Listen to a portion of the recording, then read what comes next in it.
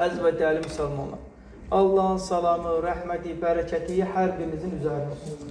Allahın iznilə bu dəvəki çatdıracağımız mövzu evlad tərbiyəsi haqqında olacaq.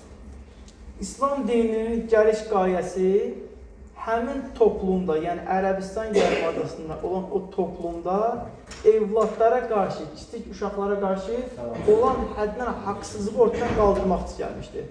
Çünki orada haqq, nahaq isə haqq olaraq qəbul olunurdu. Və İslam dininin gəliş qayəsi bunu düzgün bir şəkildə yerinə yetirməkdir. Və evlad baxdığımızda, evlad Allah Subhanahu wa Ta'ala'nın bizlərə verdiyi bir əmanətdir. Və bu əmanəti özümüz üçün sərmayə olsun deyə yetişdirməliyik. Bəzən insanlar evladların gələcəkləri qurtulmaq üçün yetişdirir. Yəni necə? Mən yaşdaşanda mənə baxsın. Mənim yaşda alında mənə xidmət etsin. Bu evlad yetişdirmək deyil. Bu xidmətçi yetişdirməkdir və bunda da bərəkət olur. Hər zaman sənin gələcəkdə yaşlılıq vəziyyətində mənə baxsın deyə yetişdirdiyin evlad hər zaman sənə bir bəla olur. Çünki niyə sən onu Allahın əmri olaraq yetişdirmədin? Sən onu xidmətçi olaraq yetişdirdin. İslam dini isə evladlarımızı sərmayə olaraq yetişdirməyimizi bizdən istəyir. Əhməd ibn Həmbəl, İslam dini ən böyük alimlərdən biri. Əhməd ibn Həmbəl kiçik yaşlarında atası bitirir. Əhməd ibn Həmbəl buyurur ki, mənim də kiçik yaşımda balaca olarkən anam səhər tezdən məni qalxızır, mənim əynimi geyindirir və məni məsciddə hədis dərslərini aparırdı. Və o küçələr qaranlıq və o dönəmin şərtlərinə indi baxsaq, qorxulu bir vəziyyət idi. Və anam deyir, hər gün bunu gözə alaraq məni məsciddə dərslər aparırdı. Həmin o dərslərə gedən Əhməd ibn Həmbəl oldu ki, İslam dininin ən böyük alimlərindən biri oldu. Çünki anası kiçik yaşlarından onu elmə, əxlaqa dəvət elədi. Və Həzrət Peyğəmbər sallallahu əleyhi və səlləm buyurur, sizin də ən xeyirliniz ailəsinə ən xeyirli olanıdır. Yəni ailəmizə, evladlarımıza ən xeyirli olan nədir? Elm, əxlaq. Çünki bunlar bizə gələcək verəcək. Mal, mülk yox. Və o tərbiyədə böyümüş Əhməd ibn Həmbəl ölüm ayağında Əhməd ibn Həmbəl can verir. Və Əhməd ibn Həmbəlin yanında olan bir şəxs deyir, ey zamanənin alimi, evladların üçün heç bir şey bıraxmadın. Mal, mülk olaraq. Hətta bəzi yerdə 7 dirhəm keçir. Əhməd ibn Həmbəlin mirası. Deyir, mən evladlarıma İslam elmi, İslam əxlaqı deyə bir nemət verdim. Onlar deyir, o nemətdən istifadə edib hər bir pilləyə çatacaqlar. Mənim heç nəyim olmadığı halda Allah Subhanahu wa Ta'ala elmin öyrəndim ki, Allah bunu mənə verdi. Evladlarım da onu öyrənərsə, Allah Subhanahu wa Ta'ala onlara onu verəcək. Və Allah Subhanahu wa Ta'ala Quran-ı Kərimdə evlad necə tərbiyə olunur, bizə onun yolunu göstərir. Həzrəti Loğman əleyhissalam öz evladına verdiyi nəsihətlərlə Allah Subhanahu wa Ta'ala bir ata, bir ana evladını necə tərbiyə edir, onu bizə yolunu öyrənir. Allah Subhanahu wa Ta'ala buyurur, ey oğlum, Loğman əleyhissalamın dilindən, Allah'a şərik qoşma. Həqiqətən şirk böyük bir zülümdür. Yəni birinci növbədə İnsan öz evladına öyrədəcəyi bir şeylər nədir? Allahın təkbiri. Yəni, çünki uşaq olarkən hər birimiz bir şeylərə inanırıq. Ümumiyyətlə, fitrət olaraq baxdığımızda, insan oğlunun fitrət olaraq nəyəsə inanmağa möhtacdır. Nəyəsə bir şey inanır. İnansız insan yoxdur. Ya haq, ya batil. Amma inanır. Allah Subhanahu wa Ta'ala nədir? Birinci oğlu və evladı və öyrədəcəyi bir şey Allah'a şərik qoşmamaqdır. Allahın təhlilini o insana tanıtmaqdır. Ondan sonra gəlir, oğlum, şübhəsiz ki, yaxşı və pis iş görsən, bir xardal dənəsi qədər olsa və bir qayanın içində olsa belə, Allah Subhanahu wa Ta'ala onu üzə çıxardacaq. Evladımıza öyrədəcəyimiz ikinci məsələni çatdırır. Yəni nə? Ey oğlum, ey qızım, tək olduğun vaxt belə, heç kimsə olmasa belə işivi, özünü elə aparasan ki, elə yaşayasan ki, insanlar səni görürmüş kimi. Və yaxşılıq edərkən də İnsanlar səni görməsə belə yaxşılıq edərsən. Çünki Allah subhanahu wa ta'ala başqa nə buyurur? Siz deyir xeyir iş görün. Allah da, Rəsulu da və insanlar da. Onlar sizin gördüyünüz xeyir işdən xəbərdar olacaq. Və Allah subhanahu wa ta'ala Loğman əleyhissalamın qissəsi nə deyir? Bir oğlum, sənin gördüyün xeyir iş gizlidə olsa belə Allah onu çıxardar üzə. Yetər ki, sən onu gör. Və yaxud da şər iş. Bəzən insanlar şər iş görür, heç kəs onu görmədiyini sanır. Amma Allah subhanahu wa ta'ala ayətdən dolayı onu bir gün üzə çıxardacaq. Və davamına oğlum, namaz qıl, yaxşılığı əmr et, pisliklə çəkindir və başına gələnə döz. İnsanlardan təkəbbürlə üz çevirmə. Yer üzündə lovğa gəzib dolanma. Və İslam alimləri, cümhur olaraq alimlər bu ayətin sosial əxlaqın banisi adlandırırlar. Yəni, sosial yaşamaq üçün, insanlarla bərabər yaşamaq üçün bu ayət onun təməlidir. Çünki nəyə çağırır? Deyir, namaz qıl. Birinci özümü düzəldir. Çünki başdan nə ilə gəlmişdik? Allah'a şərik qoşmamaqdan çağırdı. Və nə buyur? İnsanlara deyir, yaxşı işləri əmri pisliyə çəkindir. Bizi sosiallığa dəvət edir. Bir uşağı da, ey evladım, sən gözəl ol, kifayət elər deyil. Ey evladım, sən gözəl işlər gör, deyə əmr edir ata. Mənim evladım yaxşı olsun deyə deyil, mənim evladım yaxşı işlər görsün deyə əlləşməliyik biz. Çünki Allah subhanahu wa ta'ala bu qaydəni bizə qoyur ki, evladlarınızı yaxşı işlərə görməyi səbr edin. Və bunu yetişdirməsi də bizdədir. Böyük bir şəxs, böyük bir alim deyir ki, vaxtı ikən deyir, mən məktəbdə bəzən deyir, sözə baxmırdım. Və bir gün deyir, məktəbdən deyir, müəllimə mənə bir kağız verir. Bunu aparıb anana ver. Və getdim deyir, o anama verəndə, anam deyir, o kağız parçasını oxudu və ağladı. Mən deyir, anama dedim ki, ana, səni ağladan nə? Deyir ki, sevincimdən ağlayıram. Dedim, niyə?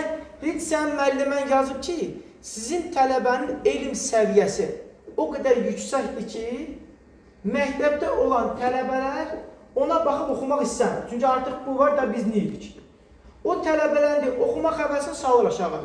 Çünki bütün tələbələrdən elmdə yüksəkdir. Bütün tələbələr onun yanında utanırlar hətta.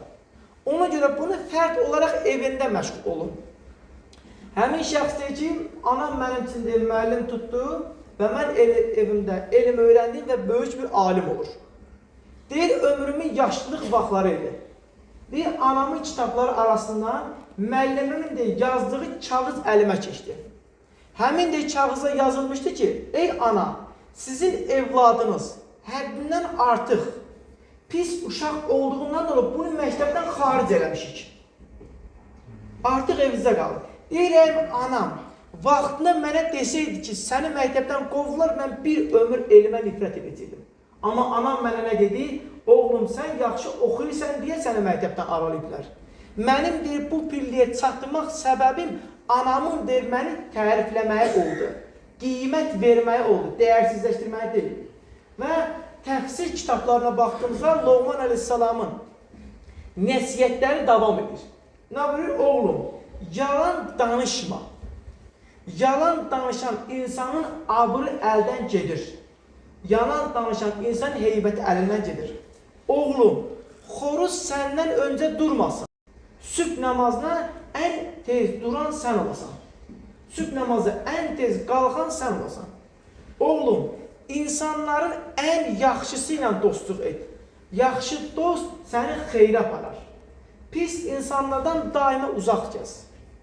Nə buyurur? Oğlum, üç şey üç yerdə müəyyən olur. Yumuşaq xasiyyətlilik qəzəb anında, cəsarət hərb meydanında, yaxın dostluğu isə dar gündə bəlli olur. Bunlara diqqət edin. Və bunlara diqqət edirsən, qurtularsan. Və Allah subhanahu wa ta'ala bir insan evladını necə tərbiyə verəcəyi, evladını necə yetişdirəcək bizə bu qaydaları öyrədir. Çünki Allah subhanahu Quran-ı Kərimdə başqa nə buyurur? Biz bu kitabda sizin üçün heç bir şey qaçırtmadıq. Heç bir şey yəni kənara qoymadıq. Yəni bir insanın əxlaqi dəyərdən, əxlaqi meyarın yüksəlməyi üçün lazım olan bütün qaydələr Allah Subhanahu kitabında qeyd edilir. Həzrət Ömər radiyallahu anh dönəmində bir uşaq gəlir və atası da arxasından gəlir.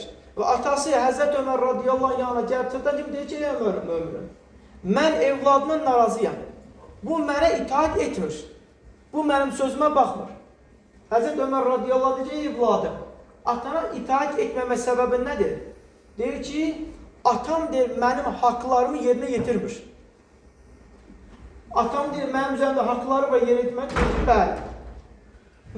Atası deyir ki, mənim haqlarım nədir bunun üzərində? Deyir, sənin haqların. Gözəl ad qoymaq, salih bir ana seçmək və ona Quran-ı Kərimi öyrətmək. Həmin uşaq buyur ki, ey əmrəli möminin, bu atam bunların heç biri mənə verməyib. Ya salih bir anam yoxdur, ya Quranım yoxdur, heç bir şey də mənə verməyib. Bunları da vermədiyi halda mən ona görə buna itaat eləmirəm ki, sən bunları mənə verməlisən. Həzrət Ömər radiyallahu anh buyur ki, ey insan, sən birinci özünü düzəlt, ondan sonra evladından bunu tələb et. İslam dini bizə bir qayda qoyur. Deyir, birinci növbədə özünü düzəldərsən, sonra evladını düzəltməyə çalışarsan. Çünki Allah Resulü sallallahu aleyhi ve sellem məsciddə oturur və bir şəxs daxil olur. Və buyurur ki, ey Allah Resulü, mənə bir yol görsət, mən evladlarımı tərbiyə edeyim. Allah Resulü sallallahu aleyhi ve sellem buyurur ki, özünü islah et. Bir neçə dəfə sual verir, hər dəfə Allah Resulü buyurur ki, özünü islah et. Deyir ki, Allah Resulü, evladımı deyirəm, özümü deyil. Deyir, sən özün necə olarsansa evladın elə olacaq. Yəni, evladlarımızı yetişdirərkən bunlara diqqət etməliyik. Və bir şəxs anladır ki, vaxtı ikən deyir, bir qoca şəxs hər dəfə deyir, məscidə gələndə öz deyir, evladın əlindən tutub məscidə gətirirdi. Və deyir, məscidə olarkən bu uşağı deyir, səs salırdı və bizi narahat edirdi. Hər dəfə deyir, bu yaşlı insana deyirdi ki, sən bu evladın bizi narahat edir. Olar mı bu məscidə gətirmirsən? Deyir, mən onu bugün məscidə gətirirəm, sabah o mənim sərmayəmdir. Və deyir, bir gün gəldi, illər keçmiş üstündən, dedilər ki, məsciddə cənazə var. Və həmin deyir, cənazəyə qatıldıq, həmin cənazədə o yaşlı kişinin cənazəsi idi. Və cənazə namazı qıldıran şəxs isə həmin uşaq idi. Və həmin uşaq imam olmuşdu. Və o uşaq imamlıq edib atasının cənazə namazını qıldırırdı. Və o məsciddə olan bir yaşlı kişi ağlayıb vurur ki, vaxtı ikən məscidə getdi uşaqdır ki, bugün atası üçün dua, bizim üçün imam oldu. Atası üçün de sərmayə oldu, bizlər içinsə bir imam. O bir şəxsin çox gözəl bir söz var, deyir, vaxtı ikən çiynimdə daşıdığım uşaq, yəni məscidə, yaşlılıq başımda, yaşlılıq vaxtımda, vallahi deyir, məni məscidə öz çiynimdə aparırdı. Həzrət Əbu Bəkir radiyallahu anh evladı məscid ətrafına təvaf edirlər, üzrüsəm, Həzrət Ömər radiyallahu anh evladı, Abdullah ibn Ömər. Abdullah ibn Ömər və Həzrət Əbu Bəkir radiyallahu anh Kəbənin ətrafında təvaf edirlər. Və bu əsnada bir şəxs anası dalında Kəbəni təvaf edir. Və bu təvaf əsnasında buyurur ki, mən anamın miniyiyəm. Həzrət Əbu Bəkir radiyallahu anh Abdullah ibn Ömərdən soruşur. Ey Abdullah, bu anasının haqqını ödəmiş olar mı? Abdullah ibn Ömər buyurur ki, anasının doğum zamanı keçirdiyi bir sancın haqqını belə ödəmiş olmaz.